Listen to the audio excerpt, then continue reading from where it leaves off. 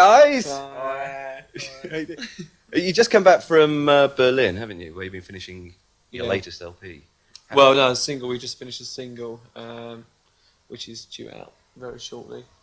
In between doing this recording and mixing the single, we done some concerts in France, Belgium, Poland, Hungary. Where else? Was that all new territories for you? Well, we done a few festivals in Belgium. You know, they were quite big ones with U2, and we done one in France with the Clash. We've obviously been there before, but the Iron Curtain concerts were new and they were very interesting, and especially Poland, which was a total culture shock, really. Did they all know your music there? Or? Oh yeah, definitely. Oh yeah, they'd obviously got hold of the material, you know, but it was just the fact that they was just so backward, really, in the way they were as people. You know, it was very sort of depressing, really. You know, just seeing all those people sort of who were sort of very frustrated, and, you know, and obviously wanted to see more bands, and there's not many bands that go to those sort of places, you know. Were you glad you went there? Oh, definitely. I mean, you're not allowed to take any money out, so it actually cost us money going there, but it was well worth it. We actually lost money. But it was well worth it, you know, the experience. You actually spend a heck of a lot of time in Germany as well, because I mean you're very popular over here, but over there even more so. Well, we're fortunate in Europe. They've really taken to our music, and especially in Germany as well, and now France. But we do, you know, we like it over there. Martin's lived there for the last year, and it's, you know, it's a good atmosphere. Is that why you record over there? Well, I mean, mainly, yeah. I mean, it was just because we liked the studio where we worked there. It was a big studio, and see, we mainly work in the control room, which may seem odd to some people, but because we use a lot of electronics, we don't need to sort of use the other rooms a lot. So we need a big control room because there's a lot of people in the control room, you know. So and Hansa in Germany is one of those places where it's got a lot of room. To sort of just generally move, you know, change studios, so we've got to get a different atmosphere every time we record. You change hairstyles as well? That's right. Yeah. Another new hairstyle? Well, you know, thought I'd do it. What about you? I mean, is it about time you changed your hair, Dave? Oh, I think that's quite good, actually. This toupee's quite nice. What do you mean? I just had it fitted this morning. Now, your new single is called...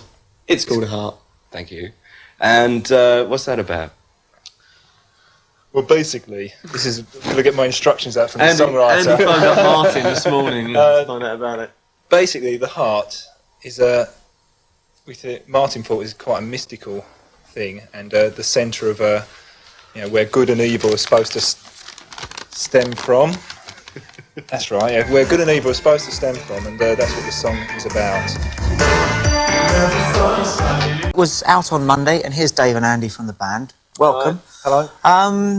We were just actually chatting whilst we were taking a look at the video and everything. You were saying you're not going to be doing any live work for a few months. No, not until, well, we've been touring quite extensively right up until sort of this summer, you know, from last year, so we decided to take a bit of a break and not tour until March of next year we start, and that's a world tour which starts and goes on till October of next year, so that's about a world tour, 7 months. That sounds pretty exciting, but what you're going to be actually doing between now and then is sorting out an album, so you'll be sitting Martin's in studios. been writing the songs for the last couple of months, and he's got them all together now, and we start going in the studio in about 2 weeks, so we're looking forward to that. So with all these sort of things on your plate, do people like you have sort of holidays like normal people try to, or what? Did you have a holiday? Yeah, I went away I went to Antigua in the West Indies, which was really, really different, very different. Before I usually go places like Greece, and I like Greece a lot. We decided just to go somewhere a bit different, and it was good fun. And do you find yourself working, because they like their music in the West Indies, do you find yourself listening out? Well, yeah, there's a lot. I mean, we listen to a lot of the Caribbean stuff, you know, the Calypso stuff, and it's really good, really fun. I mean, I wasn't sort of recognised or anything at all there, which was nice, you know. Yeah, I'll take a question on the card. We'll keep these going whilst we're nattering away. What's the first question? How old were you when you first fell in love? How old were you when you first fell in love?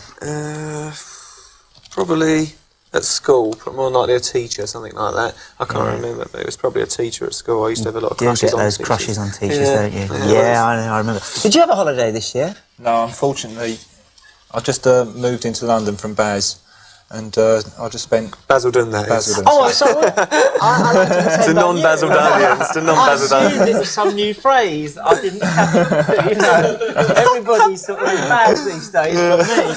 It's Basildon, yeah. Basildon, yeah. But So I was just doing up my flat for 2 weeks. Oh, right. So, but I regret it. You know. Tears and emotion. What was the last record you bought? Bought. Went Not to the given. shops and bought. Not given. 'Cause Well, I must admit, I haven't bought a record. Oh, actually. ELO, wasn't it? ELO, it must be about 7 or 8 years ago. 78, something like that. you actually went and bought. I'd go and buy my record if I was you, just for the fun of, of paying money over the counter for it. I tell you what, somebody we ought to introduce. I don't know if you've had a chat whilst you're out there. Is Vince around? Vince. Where's Vince? Who? Come and park yourself on a chair. 'Cause Right. these three guys all know each other, don't they? You tell the story. How close you are, or used to be. Probably a lot of fans of Depeche Mode will know that Vince was once a member. Nice. Going back about 4.5 years ago. yeah. 4 years ago. Right. Are you proud of the lads? Are they sort of moved in the right directions as far as you're Looking very concerned? nice, sounding very good. Yeah. Yeah. Their careers are going along the lines that you would expect, more or less. What about him? Is he doing the Yeah, business? he's doing very, very well. He's been working very hard of late. Right. Whose single's going to get the highest? Well, obviously ours. Ours. Right. Well, good luck with both of the pair of you. Thanks very much indeed Thanks. for joining us. Let's have our last piece of music now, shall we? From the Aston Banjo Club. They're going to play my favourite tune of the lot. This is called Blaze Away.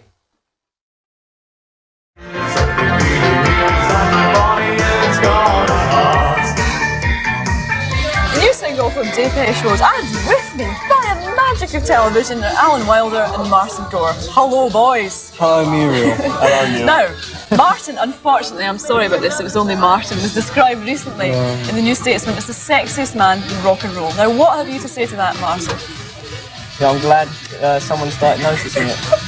And what I'm going to do now is ask you to stand up, because I've noticed you're wearing your belts in an extremely interesting way, and perhaps the viewers would like to copy this. I think I can do that. Oh, go on, stand up, let's see.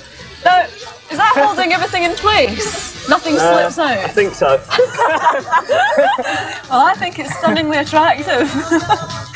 Now, you've just done a tour of Poland, you were telling me. How did you do that? Well, a We few did months a ago. gig in Poland. We went to Budapest and Warsaw, and we tried to also line up a gig in East Germany and Russia, but that didn't happen. But at least we got to those other places.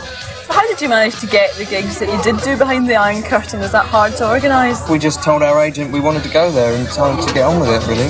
What kind of reactions did you get from the fans over there? Very good. It was both concerts were sold out. Played a football stadium in Budapest on my birthday. Very good. They were very enthusiastic. Very good. Yeah. Can they buy your records in Poland? I think with difficulty, yeah. They've been I don't think there's not actually records released, are there? they're starting soon. We've actually got a deal that's sort of starting with the next album.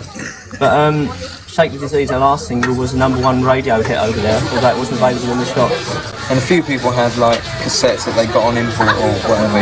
They found them somewhere or other. Or for political punishment, they make them listen to Depeche Mode albums. They're all very familiar with it. Now, your singles have been very consistently good pop singles. They always get to sort of roughly the same place in the charts. Do you ever get a bit bored by being mediumly successful?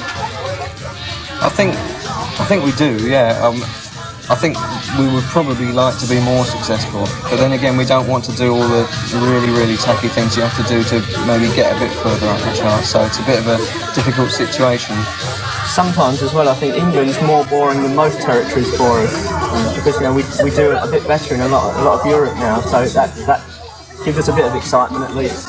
Right, well, I'm glad you'll have a bit of excitement. I find excitement talking to the sexiest man in rock and roll, and the second sexiest as well. And talking about very sexy rock and rollers, here's the first one from a music shed. It's the Cult with their new single called Rain.